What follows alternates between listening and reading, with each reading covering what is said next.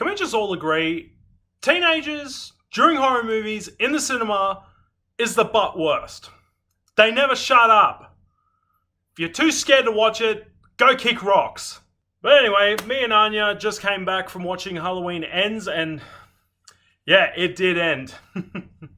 Let's look into Halloween Ends. Come on, show the movie! Hey, down in front! Nine! So Halloween Ends is the final chapter in the brand new Halloween timeline. Basically, Laurie Strode versus Michael Myers. The end is here. It's finally ending. But I'm going to be very honest with this movie. Guys, for those who don't want to know the plot of this movie, this is your big spoiler warning. And I'm giving you this warning right now. And I'm going to be counting down in 3, 2, 1... goodbye. For those who are sticking around though, yeah, you're going to be pretty upset to know that trailers are very misleading sometimes. So pretty much the story goes is that this movie, Halloween Ends, is set 4 years after the events of Halloween Kills. Now, basically in this movie, we follow this guy who's named Corey, and basically a tragic thing happened to him in the past, and what happens is the town has pretty much alienated him, and pretty much there is this plot of the spirit and the impact that Michael Myers created during the events of the previous movies have left a really traumatic history for everyone. Basically, the question is, how long does it take for someone to snap? How long does it take for people to distrust each other? How much does it take for somebody to just one day become an absolute murderer?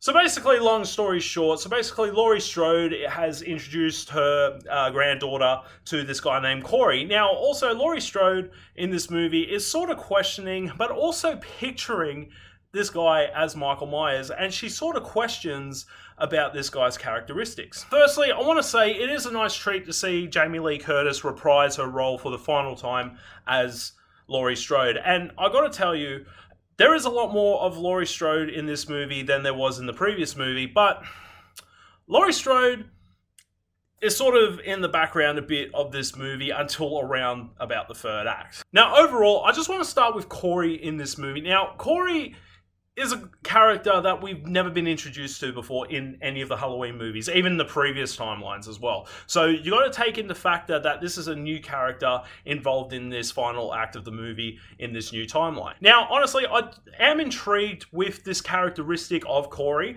but I feel like that would have been better for a different movie. Now, don't get me wrong, granted, Michael Myers does reprise his role for the final time as well, but the problem with this version of Michael Myers in this movie, he's basically on the sidelines right now. Yeah, he's basically being a bench warmer in this movie. Now look, don't get me wrong, like when Michael Myers is pretty much in the forefront of this movie as soon as he comes on screen with certain scenes, yeah, the payoffs do come around, and also when the kills come by, they are gnarly, and also they do pay off, and it is gross. But the problem with this movie, though, is that I felt like I needed more Michael Myers. Especially, this is the last Halloween movie for this timeline. Who knows if we're going to get another one? Who knows if it's going to be remade? Who knows when we're ever going to see these characters again? And for this movie to just sort of leave out the biggest and the most badass serial killer that we've ever seen in a horror movie franchise, yeah, it's strange to me that they went for this route. Now, don't get me wrong, I do like the premise of Corey and Laurie's granddaughter in a relationship, and Corey is just slipping into madness and becoming a brand new version of Michael Myers as a serial killer. But for this to be in this movie, I just feel like it was just a big swing and a miss for this one. Now, with this movie as well, I feel like pretty much the first hour and a half, it was just such a slow build up throughout this movie. But once you do get to that third act, don't get me wrong, you do see that clash between Laurie Strode and Michael Myers for one final time. And don't get me wrong, it was the most entertaining part of the movie around that third act. But when it came to the build up and the other parts of the movie which led to this moment, I just felt like it was just such a slow build up, and also yeah, it was just a storyline which I really wasn't interested in. Like with hardcore Halloween fans like myself, you want to see that showdown between Laurie Strode and Michael Myers. And like I said, it does pay off, and you do see that. But yeah, it's just unfortunately we see that in this really unusual sort of mixed bag of a movie. Now, firstly, I will say the positives of this movie. Now, when you do see the kill scenes in this movie, yeah, they are gory, they are gnarly, and also some of them are pretty gruesome when you watch it. But like I said, those positives are pretty much towards the end of this movie. And another positive as well is, yes, you finally get to see the showdown between Laurie Strode and Michael Myers. And I'm not going to spoil who wins or anything like that. I want you guys to see that for yourselves. But again, you have to wait for that through this like 2-hour movie where the first hour and a half, it's just a slow build up to something coming up. But look, overall with this movie, now, here's the thing about this franchise now. You got 2 separate timelines to watch from the first movie. Would you go for the original timeline with all the original sequels, Halloween H2O and Resurrection together? Or would you rather watch the first movie and then straight to 2018 and Halloween Kills and Halloween Ends? But the thing is, like I said, the way you see this franchise as well, it is up to you. Like, do you want to watch the originals like what they were before? Or would you rather watch the brand new ones with this alternative timeline?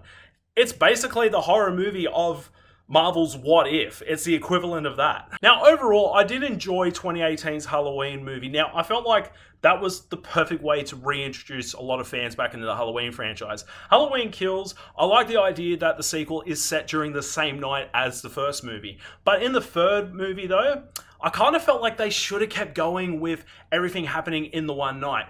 Now, sure, Michael Myers did get shot a bunch of times, and also Laurie Strode was in the hospital in the last movie, but it would have been cool to sort of see that both of these characters are injured, and it's the final showdown for that.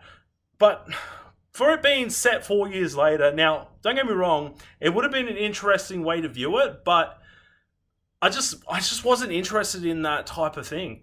And overall with this movie, like, if you want to watch the original, watch the original movies. If you want to watch the newer ones, watch the newer ones. But overall, with my opinion of this movie, like I said, the slow build-up towards the third act was my favourite part of the movie. And for that, I would give this movie a watch once, but also give it a miss. But what did you guys think about Halloween Ends? Did you like it? Did you love it? Did you hate it? Let me know in the comments below. Don't forget to like, share, and subscribe.